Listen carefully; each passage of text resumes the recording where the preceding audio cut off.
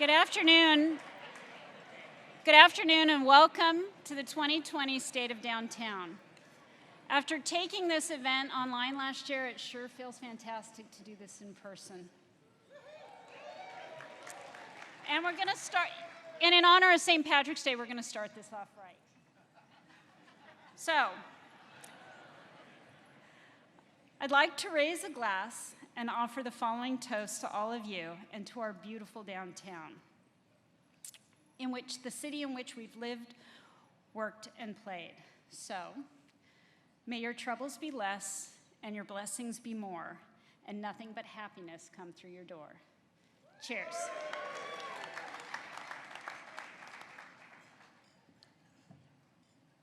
I'm taking that with me too.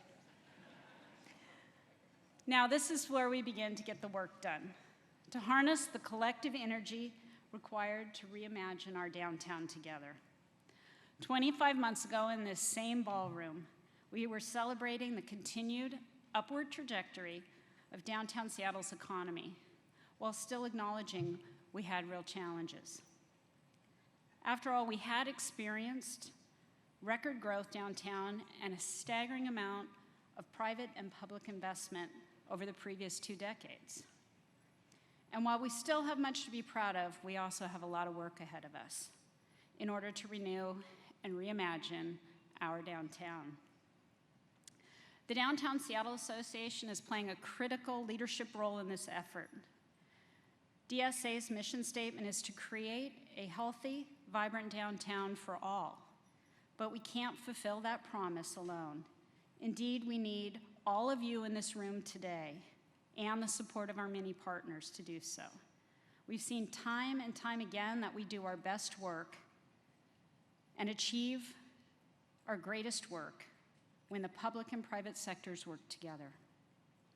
We know that chronic homelessness and public safety are the 2 biggest challenges we face. And in order to fulfill our vast potential, we need to address these issues as a community in order to reimagine a downtown that's for everyone. To explore these issues, we've invited city and county leaders to join us for a panel discussion. DSA will do more programming around these issues in April and May, following today's meeting. But today we welcome the following people for a conversation: City Attorney Ann Davison, County Regional Homelessness Authority CEO Marc Dones, and Seattle City Councilmember Sara Nelson. For this year's keynote address, we are thrilled to welcome Dr. Richard Florida, renowned professor, urbanist, and author. And we'll close today's program with DSA President and CEO John Scholes sharing his perspective on the state of downtown. Also, please remember your ticket today also gets you into the post-meeting happy hour. So please try to stay, joining us for some food, beverages, and continued conversation. Next, I'd like to recognize our generous sponsors. First, thank you to our presiding sponsor, Lane Powell. In a bit, you'll hear from Lane Powell President Barbara Duffy. Our convener sponsor bringing us today's happy hour is Alaska Airlines.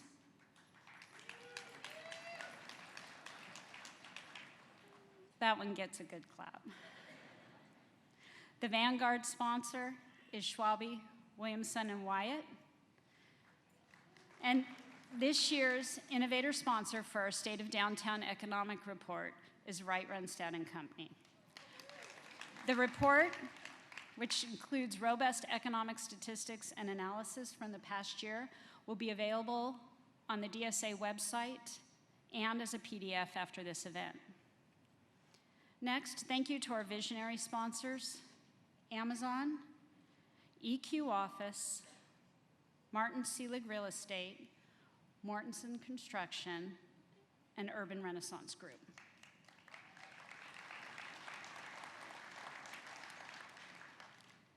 All 12 of this year's steward sponsors, thank you for your contributions in helping us bring this year's State of Downtown to everyone.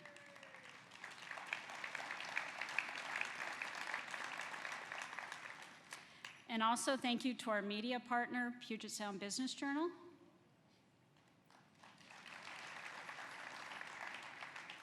Now, help me thank all of our sponsors, partners, and our 56 corporate seating hosts.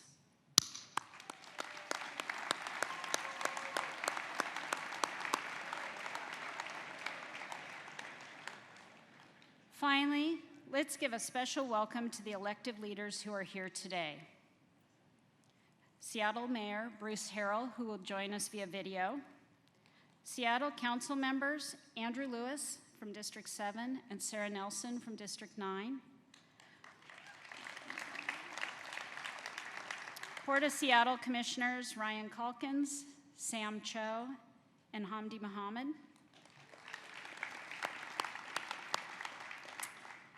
And before we move on, I have one more housekeeping item.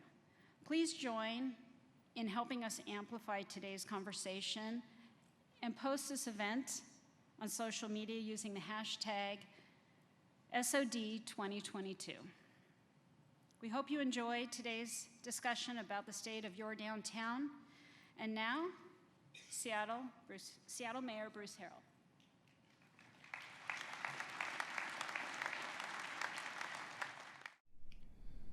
Hello, I'm Mayor Bruce Harrell of the City of Seattle, and I'm sorry I can't be with you. I'm out of the state at the current time, but love to share a few thoughts with you.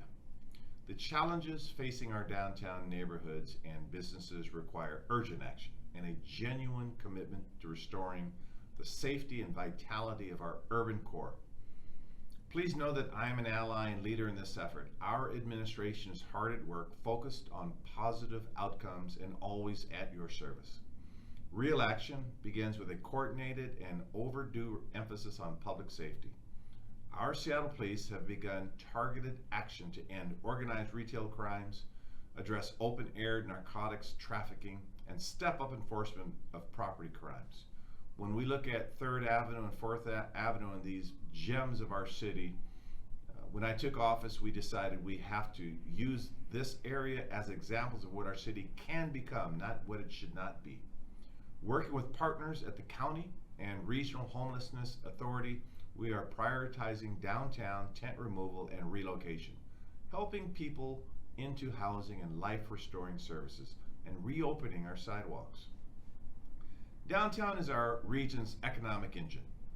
The steps we take now reverberate statewide as we transition back to in-person office environments and revitalize cultural assets and welcome an influx of visitors to downtown Seattle. We must ensure that our streets and sidewalks are safe and welcoming for all. For downtown residents and employees and small businesses, we know you need more than assurances.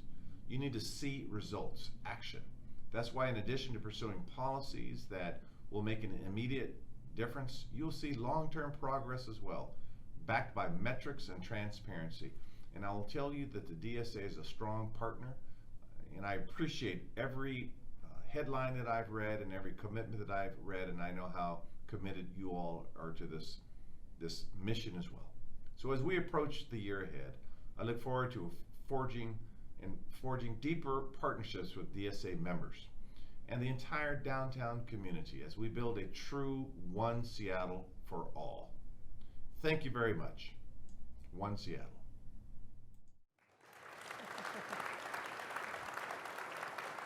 So nice to see people in person and smiling faces. I don't know if we have anything to talk about with you guys. I don't know if we have a thing to talk about.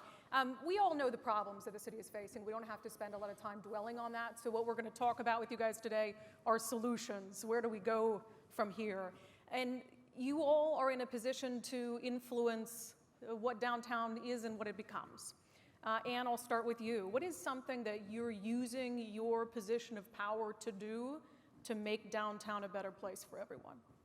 My first focus and predominant focus for the first few months and ongoing will be to actively create those formalized working relationships with other public safety partners. I think that has been lacking, and I think that that has been a downfall that we have all suffered under.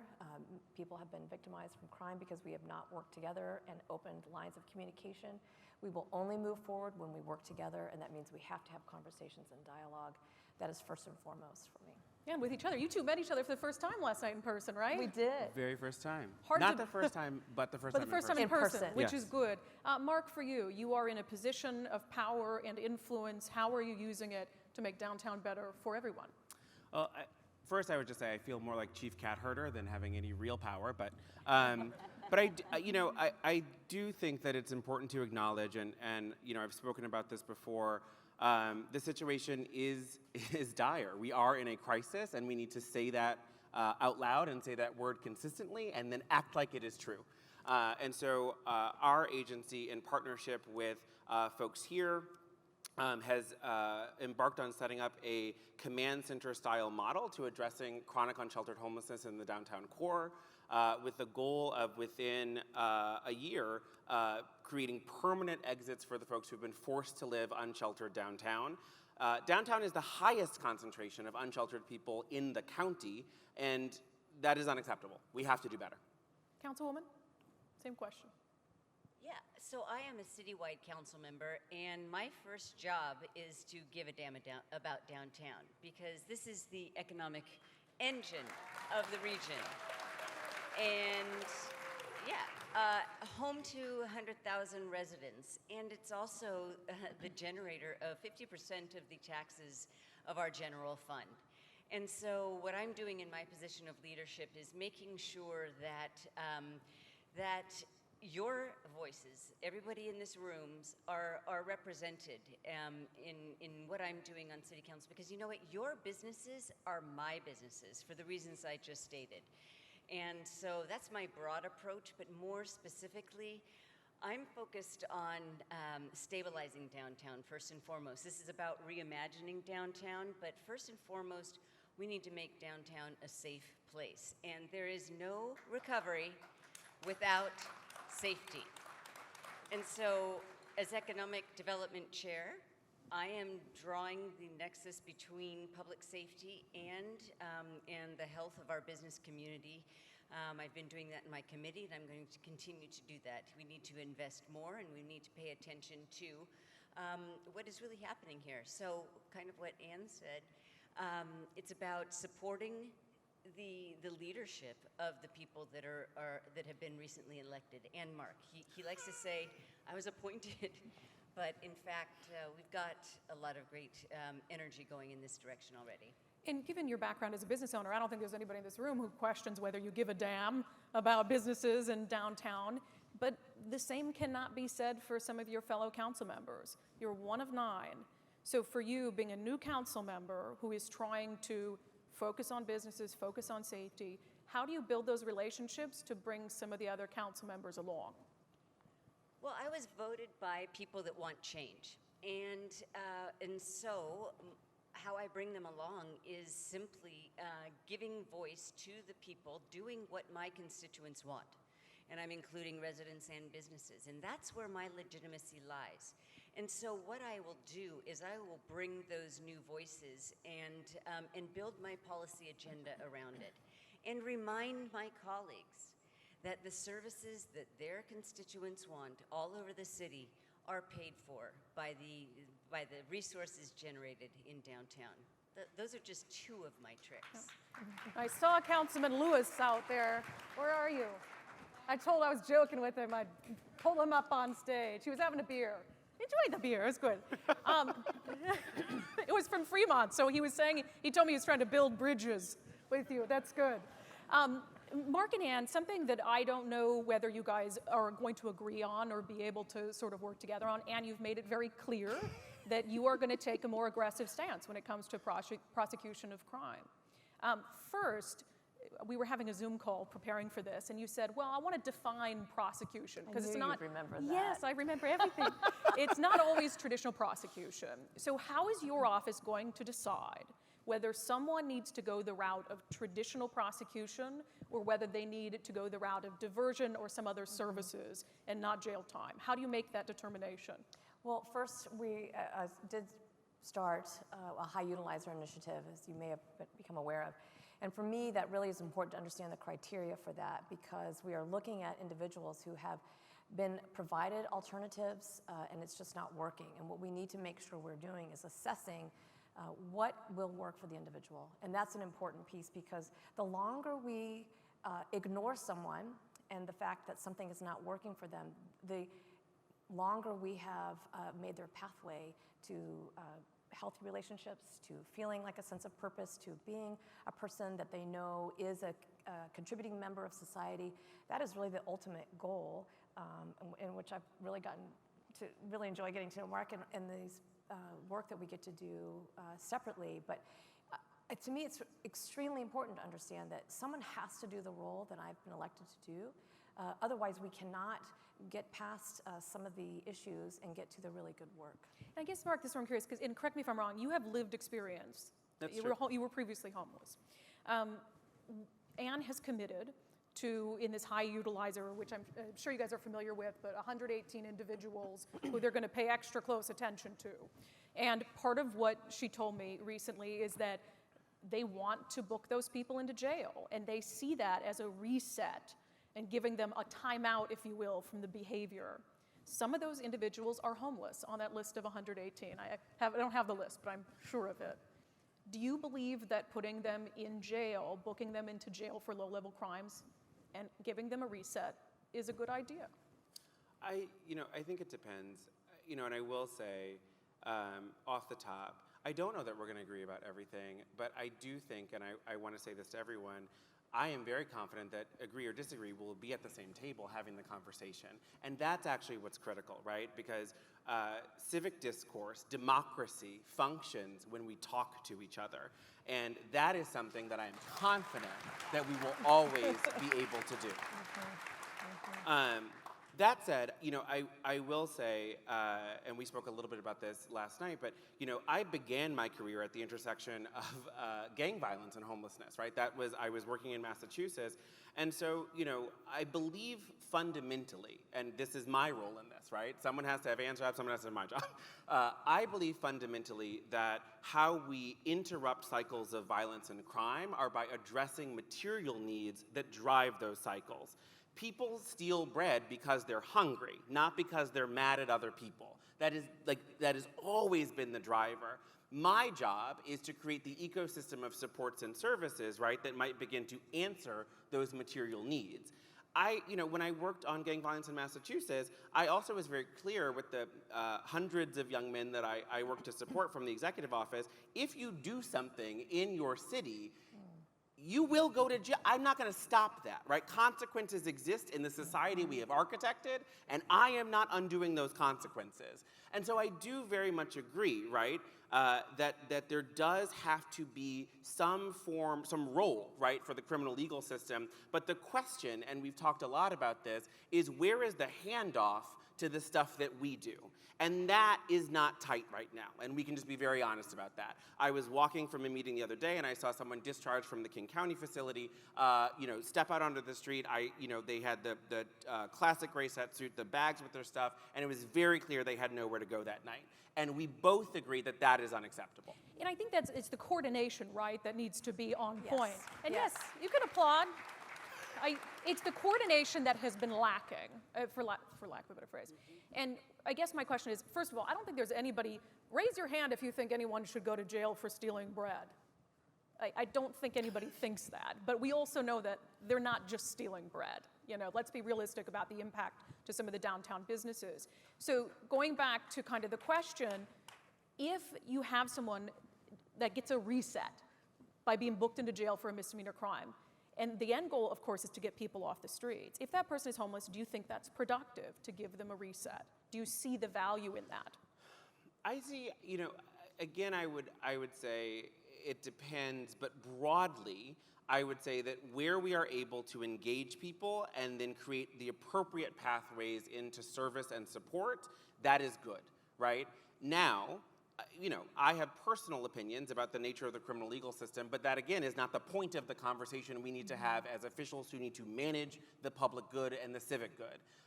And so to that end, I do really, I don't know how to say this. I really believe that the society we have has consequences, and that's okay. I'm not here to change that. That's not what I've been asked to do.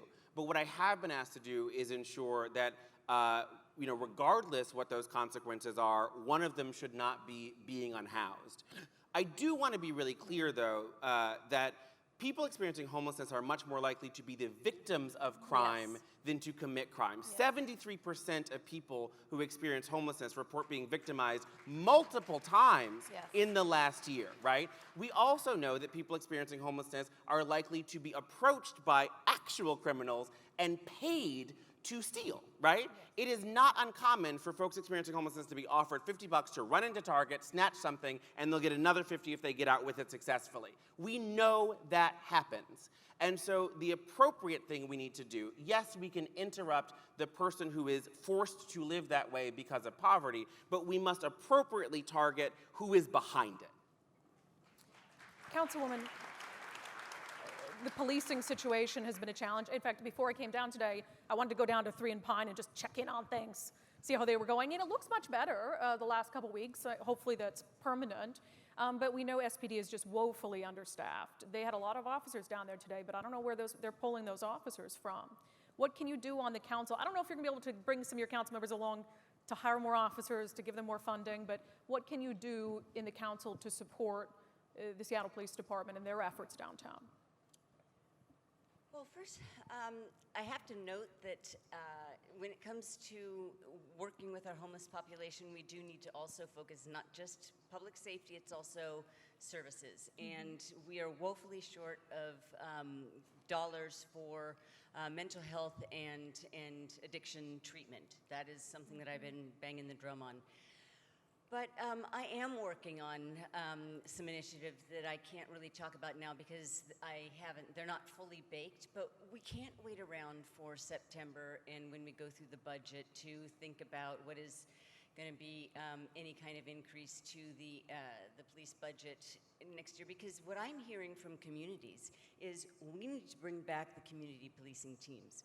We need to bring back the elements of our community policing model that does build trust. And so I am working on something, and I can't really talk about it right now, but stay tuned.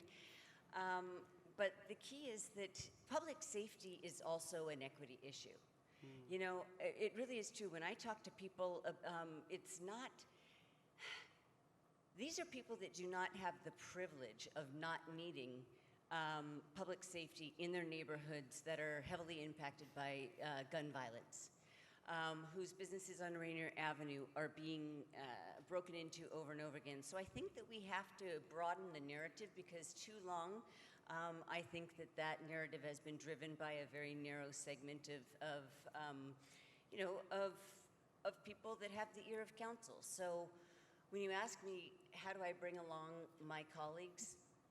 I bring along colleagues by inviting small businesses to my committee and having them talk about the impacts to their businesses. And it's not just their bottom line property issues. This is violent crime, and it's impacting their workers. So this is a worker safety issue. So what I can do is reframe the issue to the extent that I can, and bring the voices of people that are telling me this. I'm not making this up. And I think that people who are up for re-election might have gotten the memo that the people who elected me want to see change. We were at a dinner last night, kind of a pre-DSA dinner, and I was asking some business owners, what do you want me to talk to them about? And one of the things I heard over and over from business owners in the business community is, ask them what we can do to help, which I think just speaks to where everybody's at. I mean, you're here for a reason, you care for a reason. I think this is something you can all answer. How can they help? Go ahead, Ann. I mean, I hope we have a similar one. I really do think that this is not my role. This may not be my role, but this is personally why I have stayed committed to what I've been committed to, is we have a relational capital deficit, frankly. And so some of the things that I think I have to do because of the role I've been elected to is necessary for society, but really what is missing, I hear, yes, we need money, and I hear that we need housing and we need services, but we really need your time. We need to be people's people. I didn't know that you knew the phrase. I thought I was developing it myself, but to think about respite care for families who have people dealing with substance use disorder. We need to be the people for other people and support them and start to be those healthy relationships for them so that they don't have the human tendency to go back to the same behavior that they have been around, but to break out of that and to have healthy relationships in the beginning of safe community for them. And that's how we end the cycle of crime. And that's how, if it's separate from that, that's how we start to address homelessness, right? Because we start to build a community. So for me, it really is, that's what I want you to do, is invest your time with people wherever you are in the 39 municipalities across the county, right? That's, to me, the most important. And Marc, I want you to answer this, but also the element of money, which I'm sure that you guys have given money in some form. I would be scared to death to give my money to anything the city is doing. And only because, I mean, I don't have the kind of money you guys have to give, but you don't want to see it go to waste. And we have spent hundreds of millions of dollars trying to deal with this crisis, and it's worse than it's ever been. So however you want to answer the original question, but if you can also, how do they trust you with their money, you know? I have the great fortune of being neither the city nor the county. So trust me. Just give He's them our your money. fixer. So I do think, there's that adage in organizing, move at the speed of trust. And some of you know me, many of you, there are a lot of you, because we're back in person. Many of you don't, but my pledge, right, and similarly, is like, I will never step away from a table, and I believe fundamentally that it is important that we be, each other's people. I love that. That we be each other's people. And so hopefully how you will come to trust me is because I will not lie to you. And I will say straightforwardly, yes, it is very bad, and it has gotten worse. Those are not things you are making up, and I can show you the data that proves that, right? That is not a thing I'm afraid of. I'm also not afraid of if a thing that we are doing at the authority isn't working, saying, this is not working, and we need to figure out how to make it work. Because where I am accountable, again, is to making sure that people are not unhoused. And so that is not a pride thing, that is not an ego thing, that is I need to do everything I can. Everyone who is on my team needs to do everything that we can every day to make that the reality. And if we have to shift, then we have to shift. But I will say, in terms of what you can do, and I think that is a really critical question, what I would add is, I think it is important, and I'm going to say something that is, it's a little tedious, but it's true. Please come to public meetings and say that things should happen.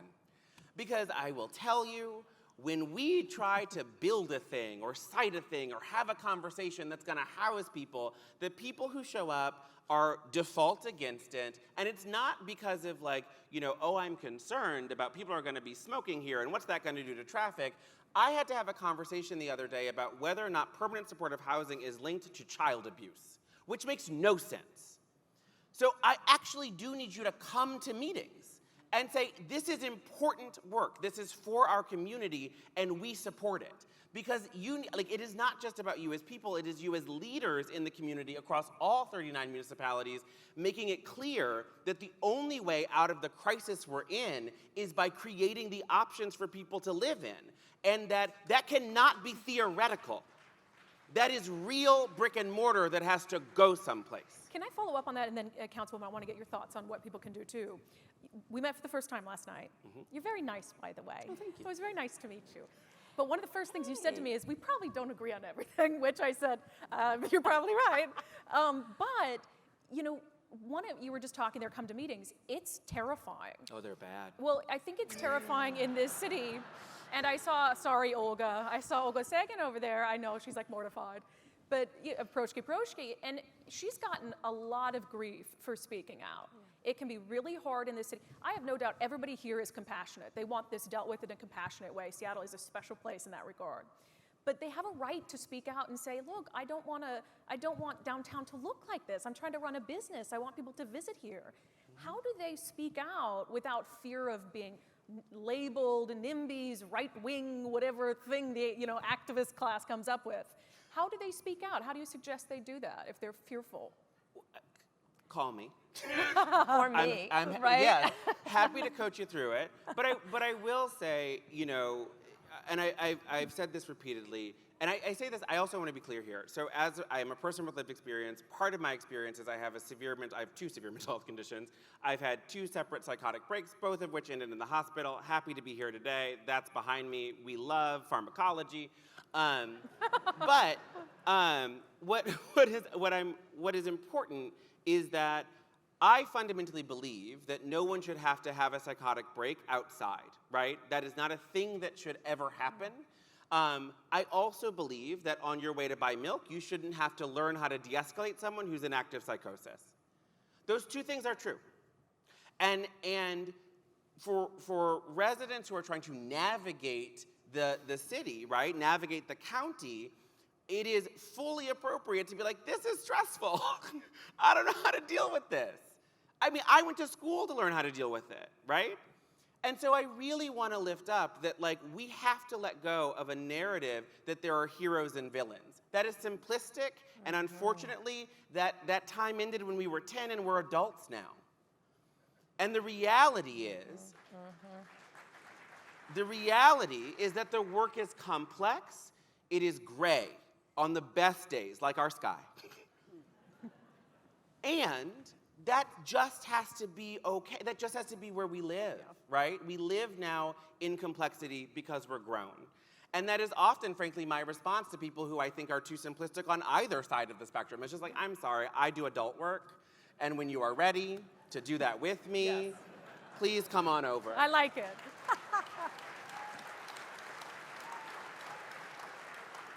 So you heard that. If you're speaking out and people are mean to you on Twitter, you call Marc. Hey. Marc's going to help.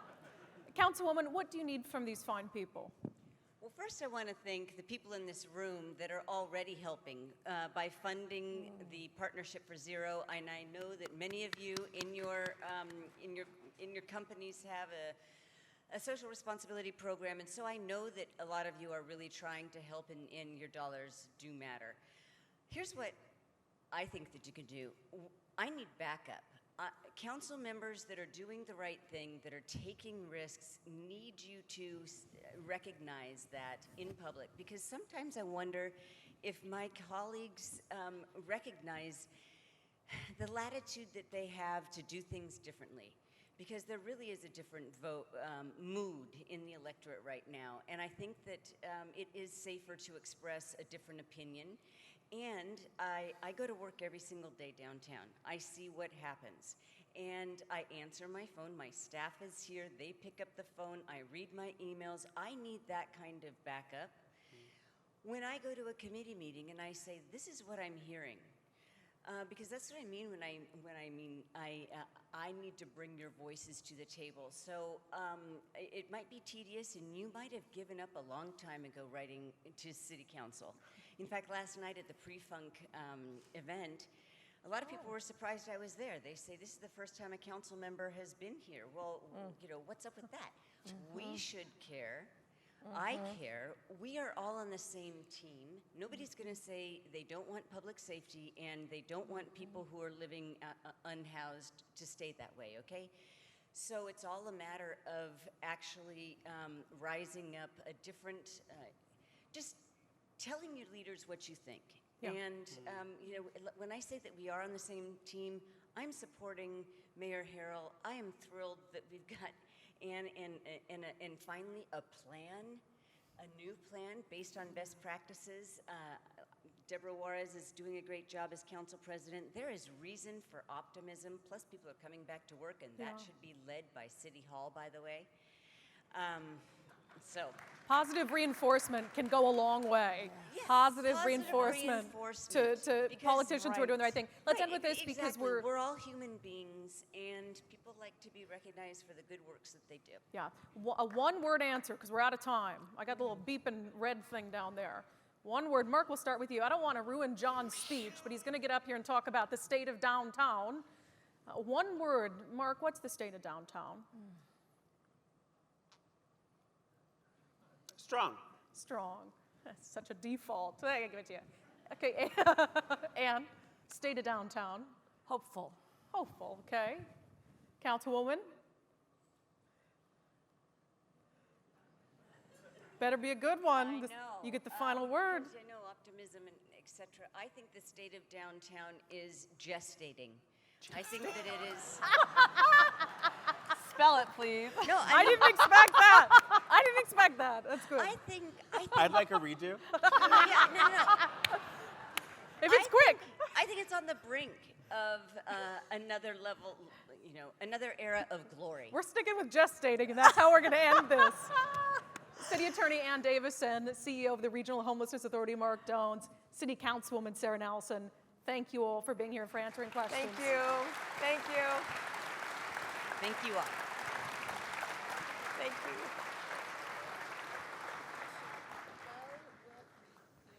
Please welcome Lane Powell President Barbara Duffy.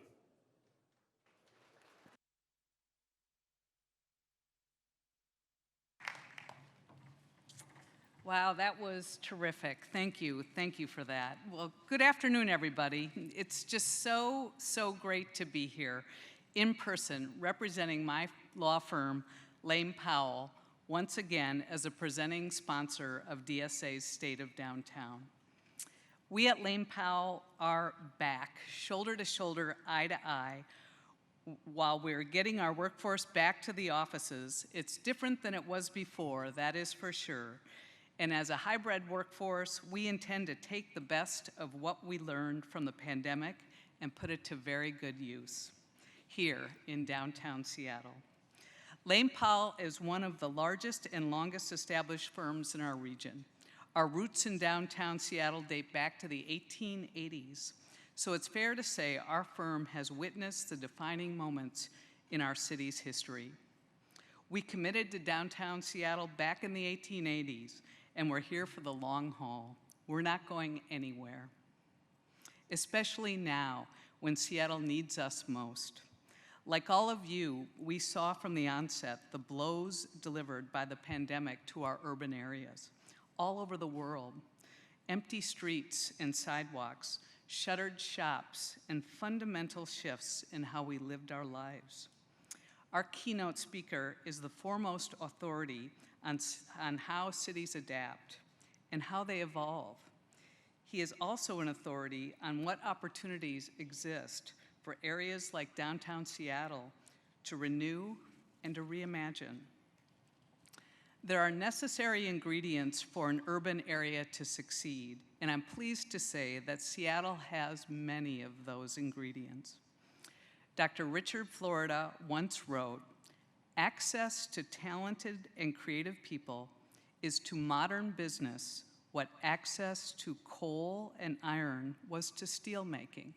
Steelmaking, a far cry from what we are now making here in Seattle. These talented and creative people in our city have propelled downtown to Seattle to soaring heights over the last 2 decades. But other fundamentals, they've shifted. Where do we go from here? What will become of the office, the future of the office? And how do we make our cities and downtowns more equitable?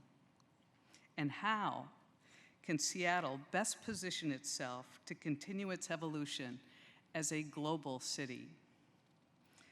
The evolution comes, of course, with well-chronicled growing pains, raising questions about what Seattle looks like in the future. Today, the theme of our event is Reimagining Downtown Together, a theme that underscores the importance of our opportunity and the importance of our connections. Our keynote speaker is well attuned to this notion. He's a writer, a journalist who's penned several bestsellers, including the award-winning Rise of the Creative Class and the New Urban Crisis. He also co-founded City Lab, the world's leading publication on cities and urbanism. And he is a researcher and professor serving at the University of Toronto's School of Cities and the Rotman School of Management. Please join me in welcoming Dr. Richard Florida.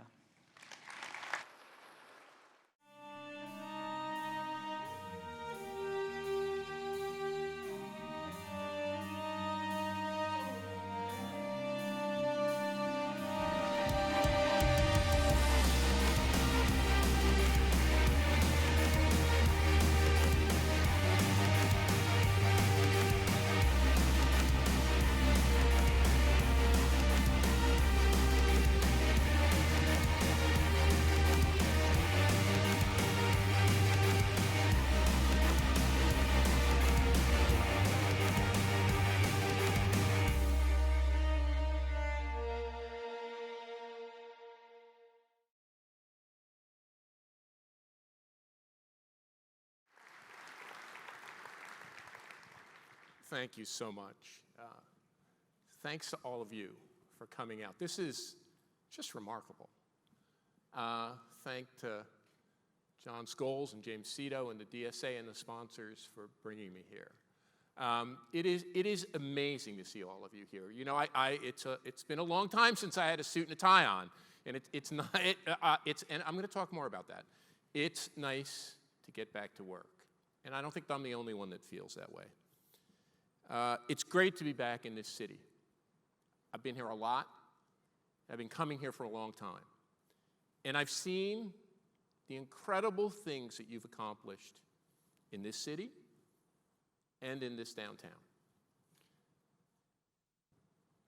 This is a time of great challenge. It's a time of reinvention. It's a time of a reset. Title of a book I wrote in 2008. It's a time to work hard together, and the future of this downtown rests on all of your shoulders. I want to start by saying congratulations. I don't know if you saw it, but I saw it this week. A group of people at Axios did a survey. And that survey was of 4,000 or 5,000 young, ambitious college graduates, asking them where, after their college graduation, they would like to live and work. Guess what city was named number one? Seattle. And I think it didn't surprise me, but I think it surprised some people. Not only was Seattle named number one, it excelled in every category. I think it was number one for men and number two for women. I may have that backwards, but I'm pretty sure that's what it was. It was number one for independents, number two for Democrats, a little lower for Republicans. Not terribly low, though, but in the top 15.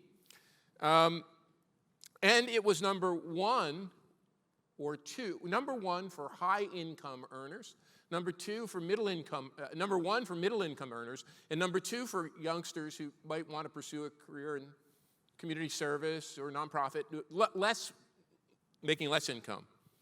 It was attractive to everyone. And what's so interesting about that survey is if you look at the data closely, it looked at many, many cities.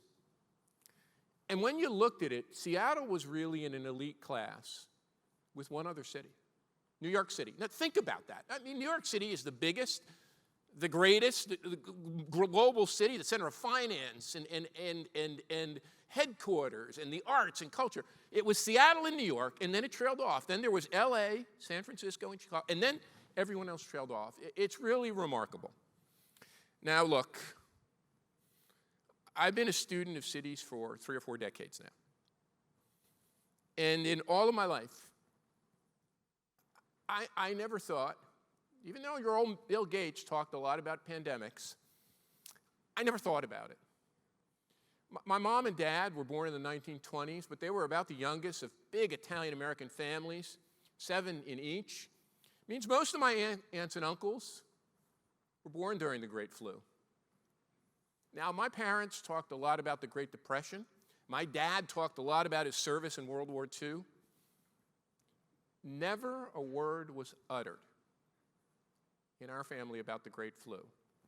I never studied it, never heard about it, never was taught about it in undergraduate and graduate school, never taught about it in my classes, and then this pandemic struck. So I had to go back and do a pretty big study of how pandemics, infectious disease, pestilence affect cities. I read a lot. I read a lot about the history of these things, previous epidemics, the Great Flu, the cholera epidemic, tuberculosis epidemics, the plagues that swept Europe.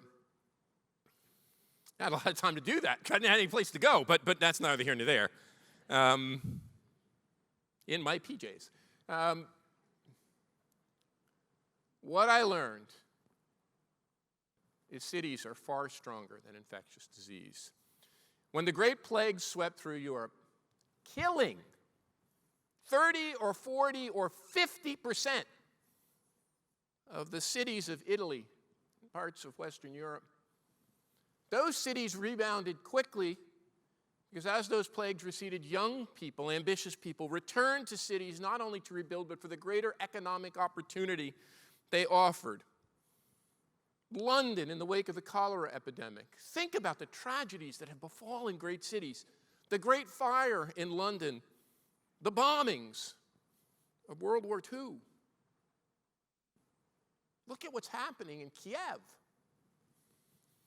I learned about this because I'm a kid from New Jersey.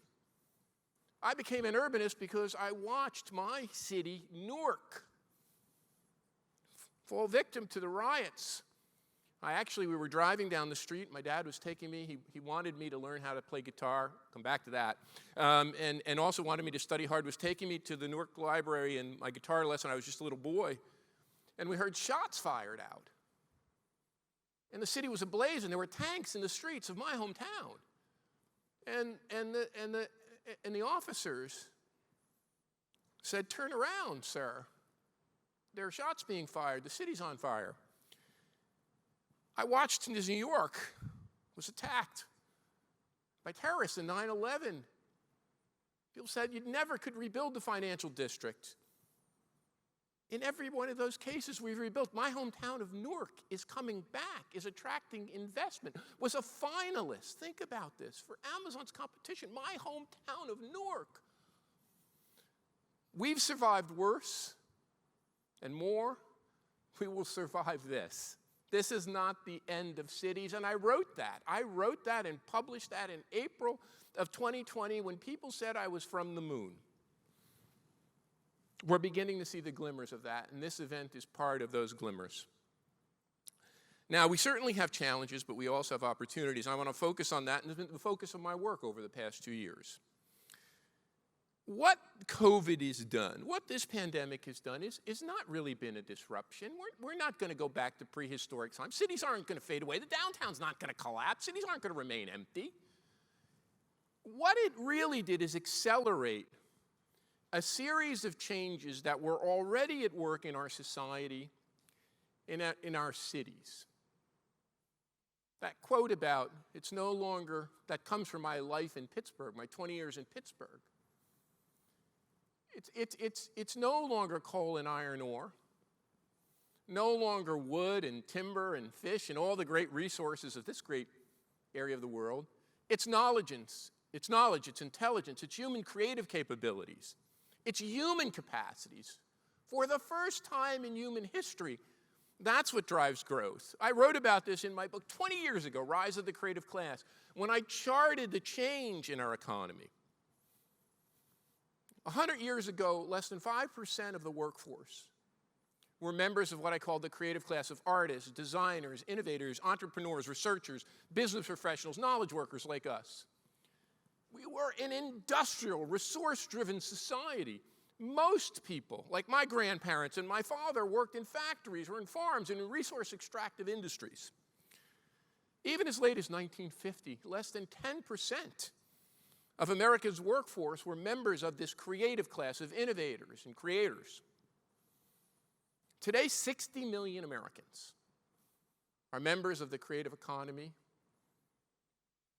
And that economy is organized in and around cities. It requires the clustering of talented and creative people. That is what the great economist Robert Lucas, in his address when he accepted the Nobel Prize, said is the main motor force of all of economic progress. It's the clustering, it's the collaboration, it's the connectivity that comes when creative people cluster in communities and neighborhoods and cities and downtown. That's the economic juice. Well, Seattle's at the center of that. You have nearly 1 million people in this metropolitan area that are members of the creative class, one of the highest percentages, nearly 45% of your workforce does this creative work. And the pandemic is accelerating that, accelerating this shift, and accelerating the importance of this clustering. Seattle has always been a center for this. When I wrote my book, it's not like it's just an overnight success. The kids that I was talking to at Carnegie Mellon University were already naming Seattle as one of their #1 locations, along with the Bay Area and Austin, Texas, that they wanted to live and work in. Downtowns are not dying. Downtowns are being transformed. You see, we have this mistaken notion in our head, and this is what I've been writing a lot about, that a downtown is an office district. Downtown's an office district, but it's much, much more than an office district. This transformation of downtowns that we're living through has been going on for 50 years. My mentor, a woman named Jane Jacobs, the greatest urbanist who ever walked this earth, wrote a book called The Death and Life of Great American Cities, published in 1961. You know what her original article that made her famous was? Written before most of us in this room were born, or when we were little kids in 1958. If you remember one thing, remember this. She wrote this in 1958. Downtown is for people. Downtown is for people. Downtown is not a collection of office towers, just like the city was never a collection of factories. There was a time where Seattle and Detroit and Cleveland and Toronto, and I go down the list, were factory towns. Remember it? Some of us here are old enough to remember it. And remember when people said our downtowns were deindustrializing? They'd never come back. This is why Newark was on its knees. This is why New York City went bankrupt. Those old fallow manufacturing sites and warehouses, what happened? What happened here in Seattle? Old warehouse loss, all factory sites, old hospitals where cities are never completed. They're built and rebuilt constantly. They were reused. They became art galleries and creative centers, incredible centers. Look, we talk about innovation and technology in this town. This town is one of the greatest musical histories, centers of popular music creativity in the world, of cuisine, creativity in the arts, in technology. Our downtowns aren't about offices. In fact, I would submit that this conception that we have, that downtowns are just central business districts, is the last gasp of the industrial age. The idea that you would simply use a downtown, like this great downtown, to pack and stack office workers who sit in a cubicle from 9 to 5, doing work that they can do anywhere. Packing and stacking of office workers made sense 50 years ago when you didn't have technology and the internet and you had to have typing pools and people had to pass paper back and forth. It makes no sense. Downtowns have already been changing. Look at yours. They've been adding hotels and restaurants. John's going to show you, what a remarkable report. Congratulations, I got to look at an earlier draft. John's going to show you the addition of residential. What happened in New York City's financial district? I co-wrote one of the reports. We said New York City's financial district should become a creative center, an innovative center, a mixed-use 24/7 neighborhood. And people thought we were, but we lost our minds. Guess what the financial district is today? Filled with hotels, filled with shops, filled with restaurants, some of the hippest spots and all. It's a 24/7 live end. There's a bigger point that I've only learned now. It took this pandemic for me to learn this one.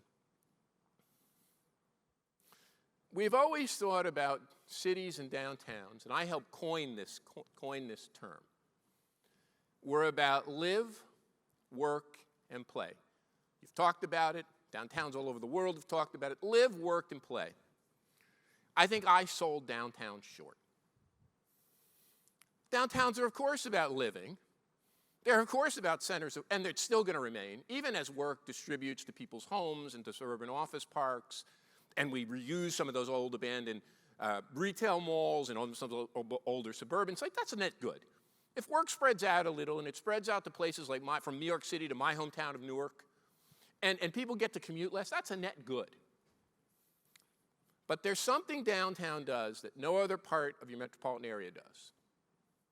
Even though I love other parts of your metropolitan area and have spent a lot of time in them. Live, work, play, connect. See, the thing I didn't realize, the pandemic has taught me, is that the real key to understanding downtowns and cities is not that they're containers for living and containers for working and places to shop and play. Look at us. Look at us. Look at this room. You're not here to live, well, maybe you're going to play a little. You're here to connect. You miss your friends. You miss your colleagues. I went to New York City, a city I love. I got my ass on a plane in July, and I was scared to death, and I put 14 masks on. And I had sanitizer, full body wash of sanitizer, and I was scared. I'm a professor. We're very risk averse. I think you know. I got my butt on the plane, and I went to New York. And yes, there were challenges. There were homeless people. There were my wife, we once had dinner with Mayor Mike Bloomberg. My wife's insane. And she's giving me two of the loveliest my girls are 4 and 6, they miss daddy. She said, Mayor Bloomberg, why are there bags of trash piled as high as I am tall on the streets of New York? And the trash bags were higher than we've ever seen them. And there were vermin in the city I love. I went to Midtown. Oh my God. My heart was broken. The towers were dark. There was nobody going to the office. I walked around. There was nobody on the street. Hold on. The clock hit 4:30. It was as if, I don't know, someone flipped a switch. For every bar and restaurant in Midtown, there were people dressed like us, wrapped around the block. Nobody was coming to the office. They were all going out to drink and eat with their colleagues. And everything city was back. The restaurants were back, and then the theaters come back, and then the sports arenas come back, and then the basketball comes back, and the Final Four is back. The only thing that's not back is the office. This is telling us something. You don't have to be a rocket scientist to read this. The idea that people feel that they must be constrained to a single place to work is over. But they need this place to connect. And that's real. Look at the new convention center you're building. Look at how people love, they want to be. And you know what? You have an advantage. This is a beautiful city with natural beauty. It's a tourist city. You have the cruises. You have spectacular hotels, spectacular restaurants, spectacular nightlife. There aren't a lot of cities. You know, there's New York and Chicago. And then, you know, there's Miami for fun in the sun and maybe Las Vegas. And then you are one of the few cities in this country, in this continent, that people really want to be in and want to come to. And moreover, you're a big metropolitan area. You're going to draw in people from the suburbs, but you're part of a mega region, this Cascadia region, Vancouver, Portland, Seattle, you know, nearly 10 million people, 650 billion in economic output, bigger than Switzerland or Sweden. You're the center of it. This idea of really focusing on your connective fiber. You see, remote work is both a challenge and an opportunity for you. And I know the statistics. I've studied this inside out, and I get to work with the best people in the world. The best that we can estimate is that roughly 20% of working days will be done remotely after the pandemic is through. That's up. It was less than 5% before the pandemic. They're saying it could be up to 20%, and that will be higher because, you know, there are some people, essential workers, service workers, manufacturing workers, who can't work remotely. So it'll take a bigger bite out of the professional working group. But that's only a fifth of working days. That's not all. I just want to put this, it's 20%. 80% of people are still going to go to work. And when you really parse the data on remote work, there's a difference between remote work and working from home. Not 20% of the people working in their house in PJs and sweatsuits, not taking a shower, not leaving. No. In fact, the preponderance of remote workers don't work at home. They work outside the home. They work at a coffee shop, a restaurant lobby, a friend's house. They go visit their friends. They're bored. They go to a co-working space. They go to a library. You see, that's what we have to think about. How do we begin to adjust this downtown for the realities of remote work? How do you build an ecosystem that is capable of dealing with this remote, and because you're so techy and you're so innovative, you have an advantage. Think about your economic mix. If you just look at who's taken space, new study came out, CRBE, the great preponderance of people taking leases in this metro are tech companies. Amazon, Microsoft, the biomedical community, small startup community, 2 million square feet. A third of all new space leased was leased by tech companies, 4.5 million square feet in New York City. We think about downtowns, they used to have this word FIRE, finance, insurance, real estate. No, downtowns are about that. You know, big tech companies took 3 times, almost 4 times as much real estate in this metropolitan area as finance, insurance, and real estate companies. So the nature of our and that's not the small companies, the creative companies, the places that use older spaces, more dilapidated spaces, grungier spaces, because they can't afford it. The nature of our downtowns are becoming, and you were a leader in this. When I wrote my book, Rise of the Creative Class, and I was writing that book in the late 1990s, there was only one downtown in the country where I could find tech companies moving out of the suburbs and into downtown. That wasn't happening in New York. New York hadn't taken off yet. Wasn't happening in Boston. It was all out in the suburbs. Wasn't happening in Austin. Wasn't happening, San Francisco was happening in the Silicon Valley. Seattle was the first mover as a place that tech companies and innovative companies and startups began to locate in your downtown.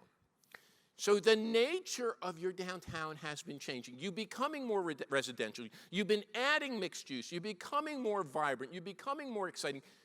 And you have to double down on that. You have to think long and hard about converting some of these buildings to residential. We've heard about, look, I just looked at your housing. You're one of the most expensive places to live in the country now. Not quite the Bay Area, but you're now, the city is nearing $1 million. It's $915,000 median housing price.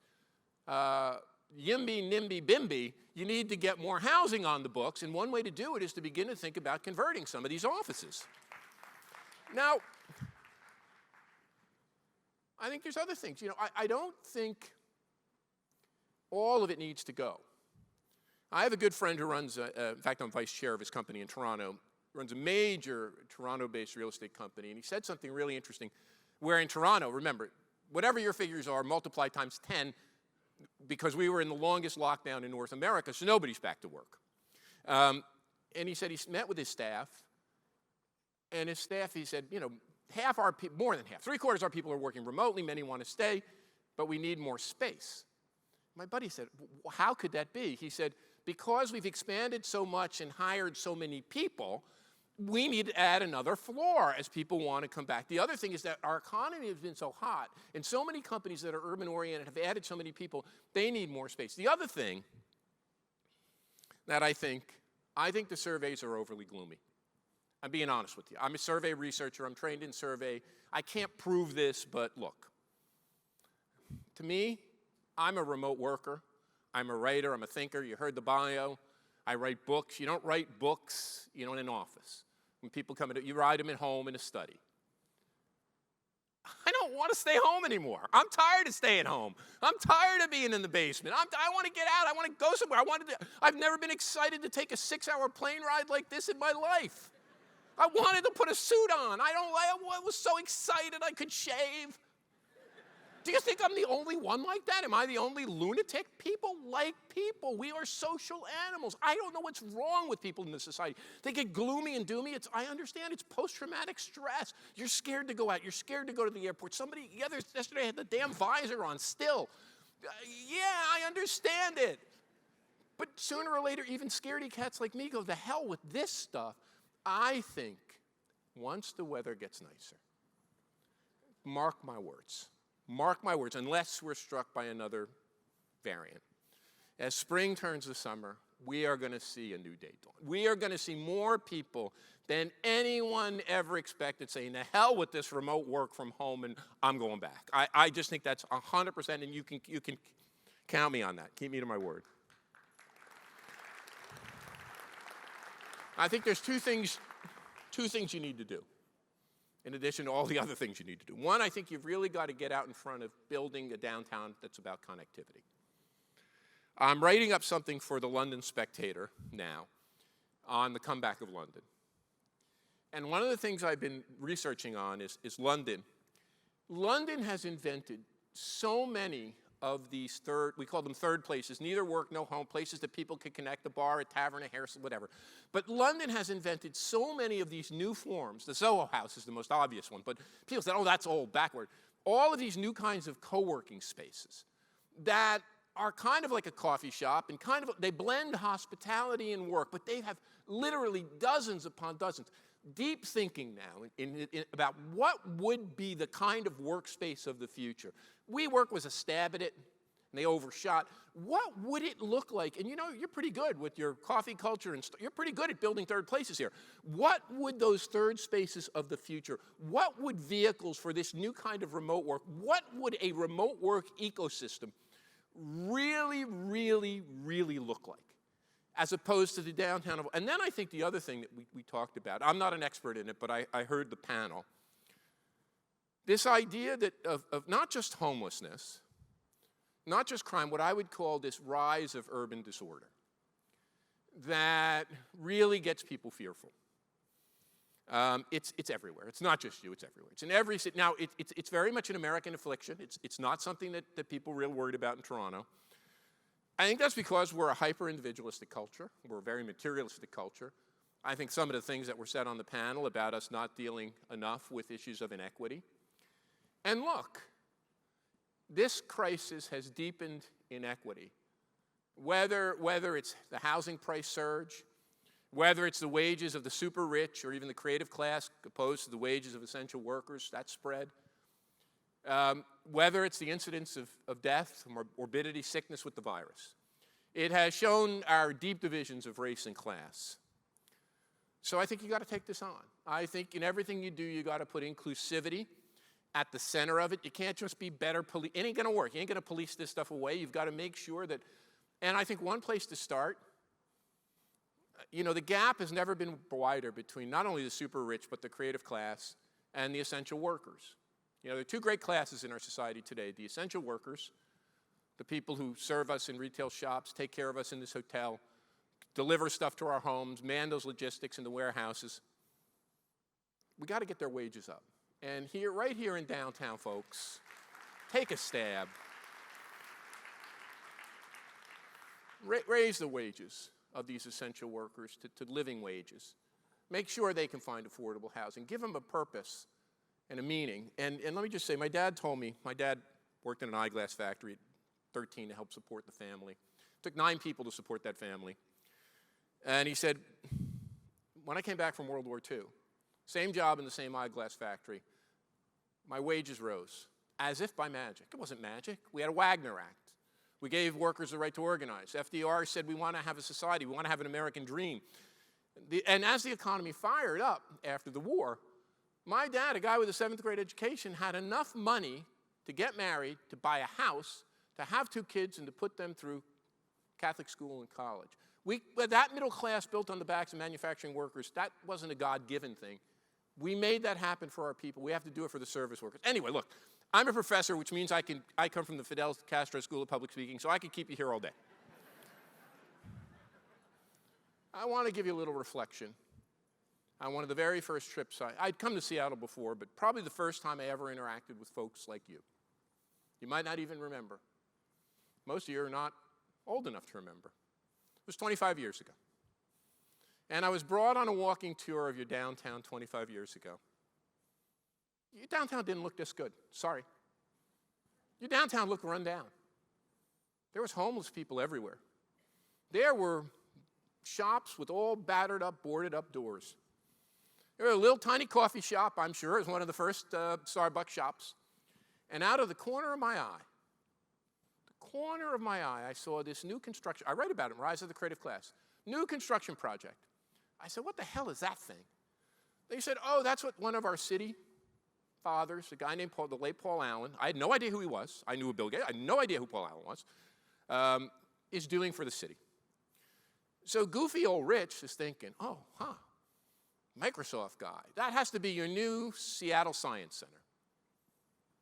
Well, that's not a science center. Are you nuts, Rich? Okay, so I said, no, this guy, he was an entrepreneur. That's a technology center. It's not about the great scientists. It's about Edison. And no, it's not. I said, oh, it's got to be an entrepreneurship center. He said, no.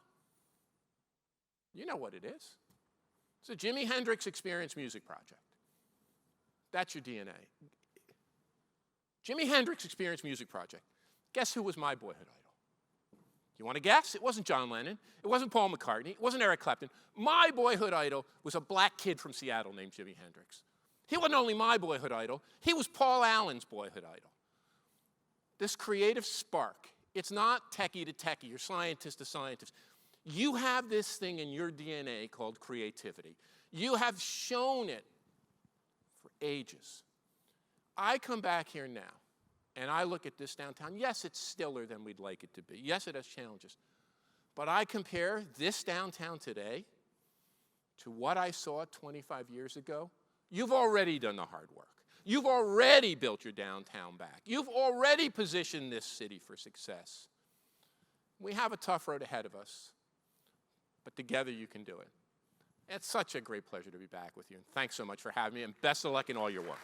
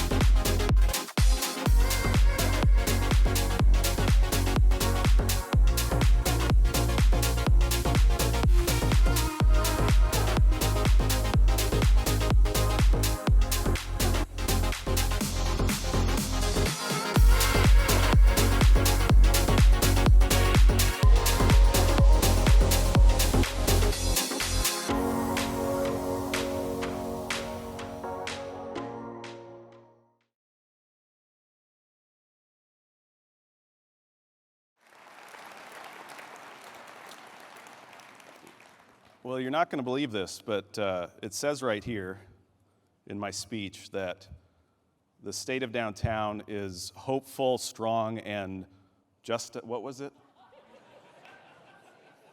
You stole the line, Brandy.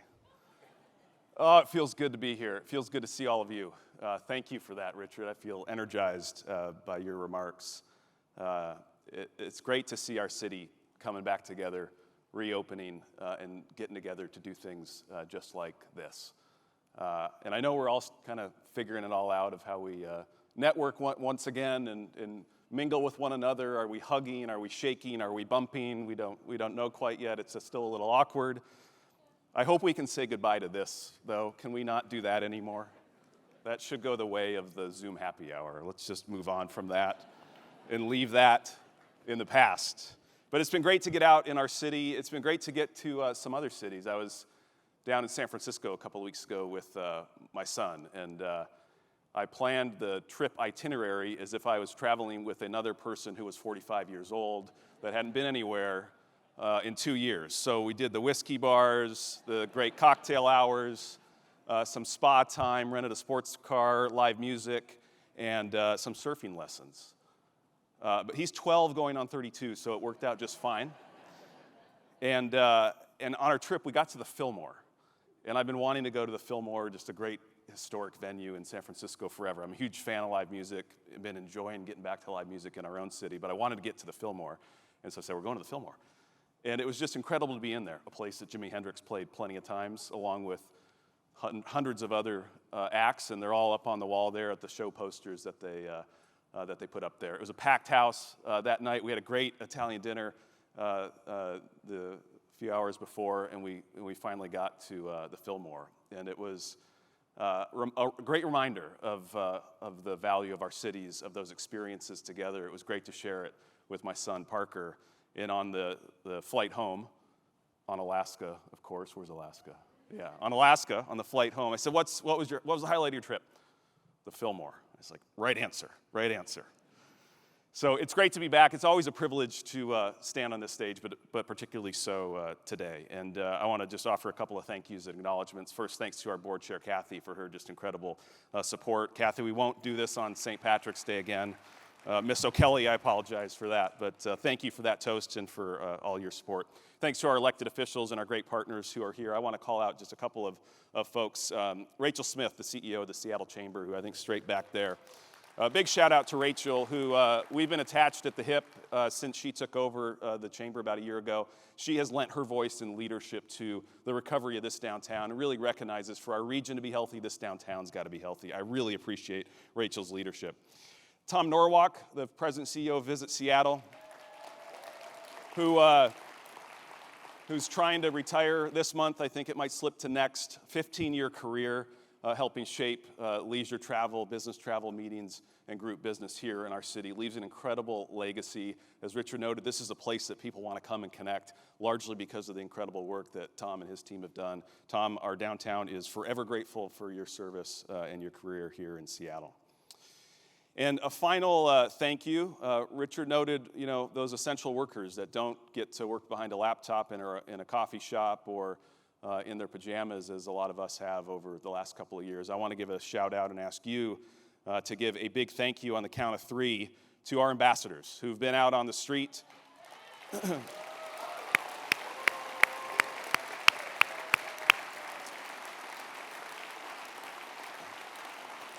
Out on the street every day throughout this pandemic, 15 hours a day, 7 days a week, doing the nuts and bolts that are necessary to support this downtown and our recovery. And thank you for thanking them in here. We'll show them that video, but even better when you see them out on the street, and as I know you all do, please give them a thanks for their incredibly important and challenging work. So in my time with you today, and I'm sit between you and the happy hour reception, so I will move through this at a good pace here. But I want to reflect briefly on the pandemic and its impact to downtown, the progress that we've made, and our path ahead, and what we need to do to renew and reimagine our downtown together.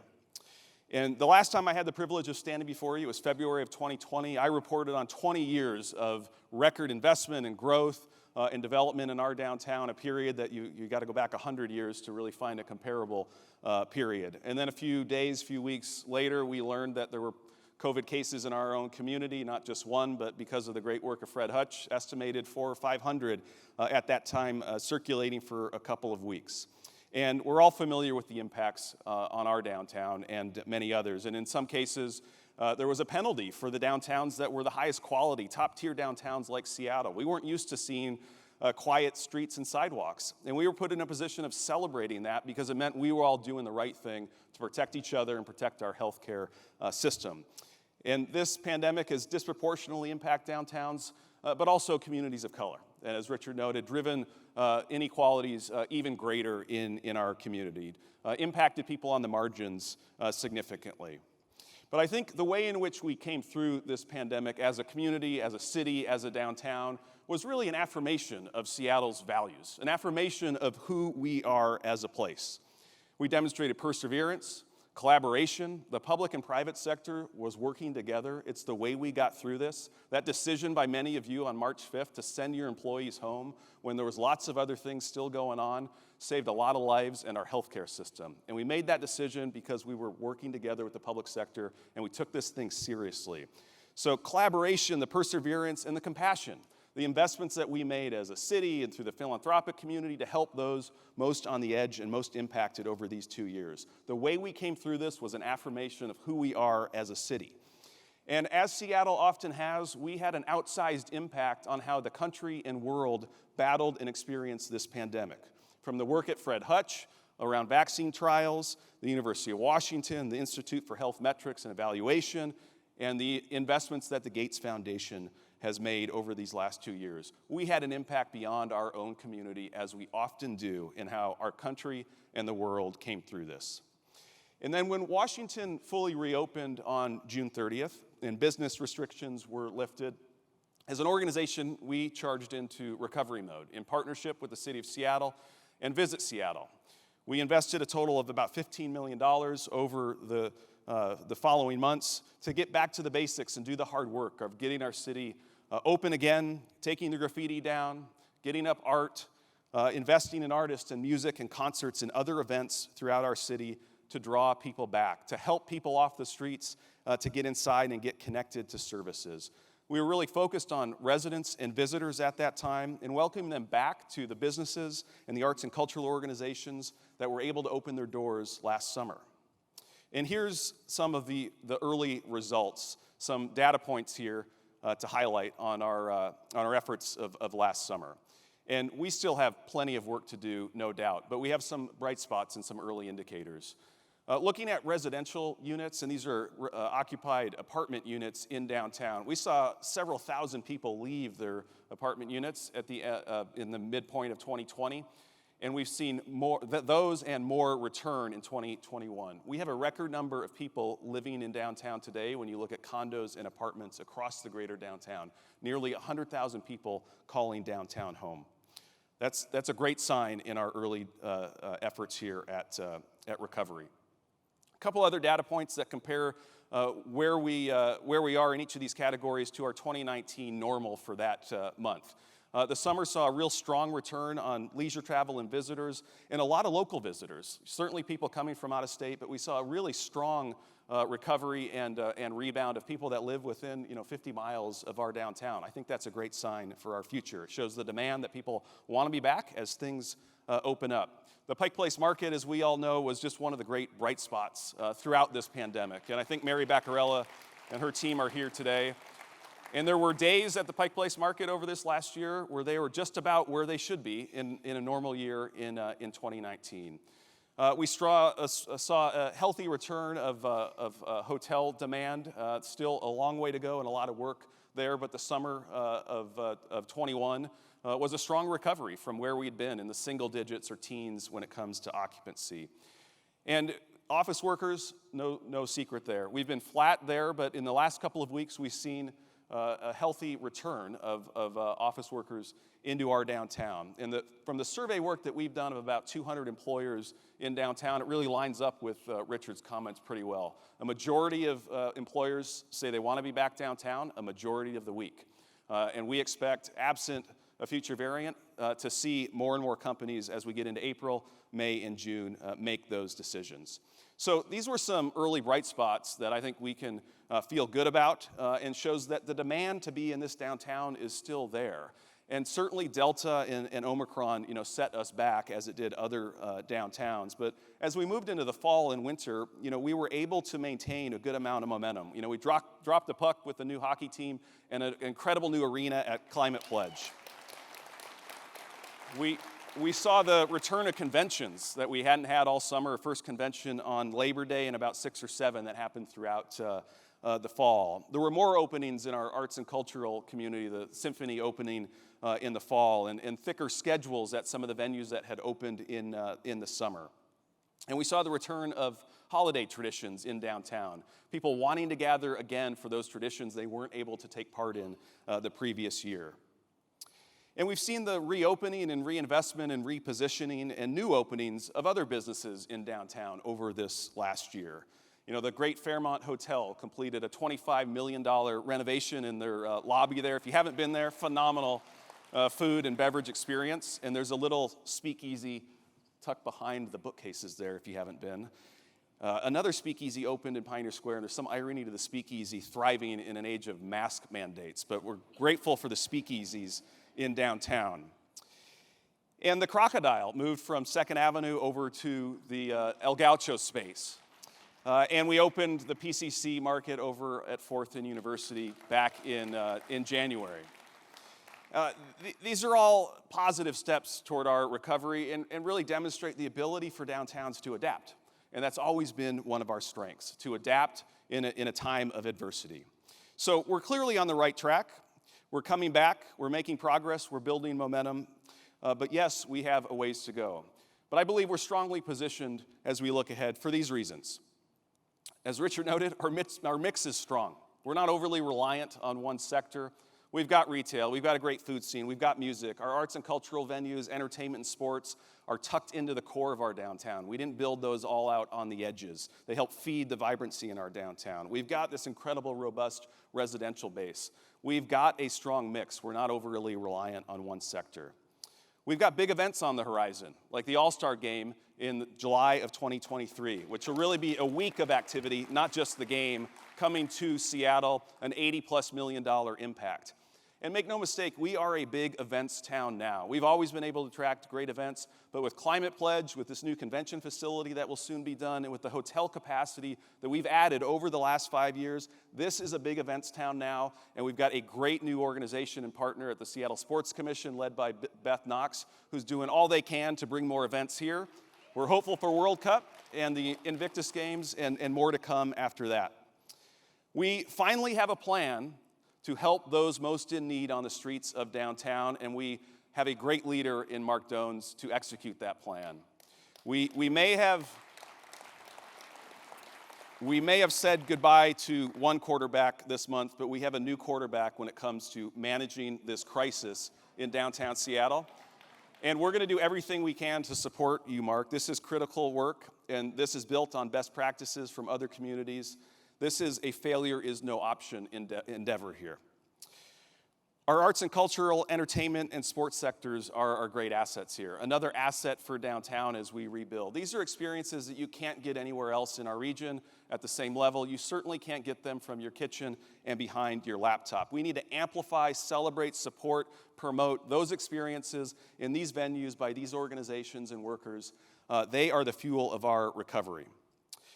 Our cruise season will be a record this year because of the great work of the Port of Seattle. We're going to have nearly 300 boats on the shores of downtown. That's an incredible asset that not a lot of other downtowns can claim. And we're making generational infrastructure investments that have really carried through this pandemic. The Convention Center addition, the incredible new waterfront that we'll cut the ribbon on in just a few years, and expanding light rail throughout this region. And all trains lead to and from downtown Seattle. And we've got 2 first-round draft picks in the NFL draft. Not an asset, if you ask me. So we are rich with promise. We are strongly positioned for a successful recovery, but we can take nothing for granted. And this is the path I think we must take in order to continue to sustain the great momentum we've built over this last year. First, we need to be crystal clear about just what is at stake with the recovery of our downtown. We have made a big bet, as Councilmember Nelson noted, that we're going to have a healthy, vibrant, thriving, economically successful downtown so we can make investments in other parts of this city and region. Half the jobs prior to the pandemic in our city were located downtown. More than half the business taxes generated in this downtown. This downtown shapes the brand and identity, not just for this city, but for this region and really this state. We are at a fragile time, and we're competing with other cities and other downtowns that are in similar positions. So we can take nothing for granted. We must be clear about just what is at stake here. That must be front and center each and every day. Number 2, the experience is everything. And job number 1, as our panel, I think, articulated very well, is ensuring that downtown is safe and welcoming for everybody. If we don't get that done, the rest of it won't matter. People have more choices today, whether you're a consumer or worker, than they ever have before, and they will make them. We want them to choose Seattle. In order for them to do that, the experience has got to be phenomenal. And I think the expectation on the experience, whether you're staying, visiting, going out to eat, a retail experience, a hospitality experience, I think the consumer's expectation in that bar is even higher now. And we all have to rise to that bar and deliver that kind of experience that they're looking for. But it's got to be first safe and healthy for everybody. We have to stay the course there. We cannot normalize these conditions on 3rd Avenue. We cannot normalize this crisis of homelessness on our streets. We must work together to end this crisis, to create a safe and welcoming downtown for everybody. Number 3, we must be inclusive. We must renew downtown Seattle so that everybody feels like they belong and they have opportunity and they're welcomed. This downtown must reflect the diversity within our region. And we must be inclusive in how we market, promote, program, and engage people from throughout this region in shaping this renewal and reimagination. There's a moral case for this, and there's also a business case. The most diverse generation in our history, Generation Z, is coming up behind all of us. If we want them to desire to be and take part in this downtown, they've got to see themselves here. It's our job to make sure that that's the case. And number 4, we need to do this together and be intentional. We all have a role to play. The private sector, the philanthropic sector, and the public sector. We haven't been so good at that over recent years. We've been great at that as a city over many decades. And when you look out at the great accomplishments that we've had over the course of our history, the recipe has always been a great partnership between employers, the nonprofit community, and the public sector. We need to get back to that. That's our only path forward. The cities that figure that out are going to be the ones that recover and reimagine and renew faster. And we've got a recipe and a playbook here. It's the same one we used as a city to battle this pandemic. The incredible collaboration between nonprofit, philanthropic, the private sector, and public sector, which said we're going to take this thing seriously, and we all have a role to play, and we're going to adjust our course and strategy along the way. That's exactly what we did for the last 2 years. It's why we battled this better than just about any other region in the country. That's the playbook we need to use and deploy as we rebuild this downtown. And I've had dozens of conversations with individuals that sort of suggest that, well, aren't we stuck in this chicken and an egg scenario? You know, are the restaurants and retailers and all the fun things going to open back up if the people aren't there first? And are the people going to come if the restaurants and all the fun things and everything else aren't there like they were? I have one message for all of us. In that scenario, we are the chickens. Let's be clear. And we need to be courageous chickens with conviction. I wouldn't want to be in any other downtown as we look to renew and reimagine, given the assets that we have. They're enviable by just about any other downtown. We've made progress. The public is on our side. Voters care about this place. They understand those connections that Councilmember Nelson talked about, that the quality of the maintenance in my park is driven by the economic activity downtown. The public wants to see this place thrive once again, and they understand for our city to be healthy, our downtown's got to be healthy. And we've got great partners. And I think you saw that in the panel conversation. Wasn't that refreshing? We've got great partners now in our public sector leaders, and I thank them for being here. And the business and civic community right now in this city is in a position of strength, and we need to leverage that strength. And the conventional post-pandemic thinking has set up this tension between the online versus the skyline, right? And the virtual experience versus the physical one. But I think what's really at stake is some of the intangibles that Richard noted, that this is about being together in our shared humanity and how we understand one another, our sense of community. That's what's really at stake here as we try to renew and reimagine this downtown. Because the downtown's always been that vehicle that brings us together to connect, to understand one another, to innovate, to create, to celebrate together, to have those urban civic experiences together. That's what's really at stake.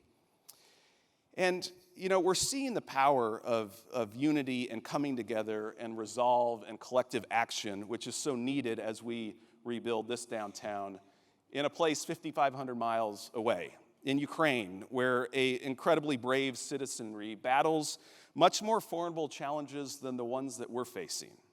And their courageous spirit should, I think, somberly remind us of just how fortunate we are here in Seattle. And remind us that we're always at our best when we're coming together, when we're working together for the common good. So in that spirit, let's continue to commit to a better shared future for all of us here and all of us in our community and for generations to come. Let's continue to lead the way in keeping downtown healthy, vibrant, and growing. Thank you, and I look forward to having a beverage with you outside. We really appreciate your support and you being here today.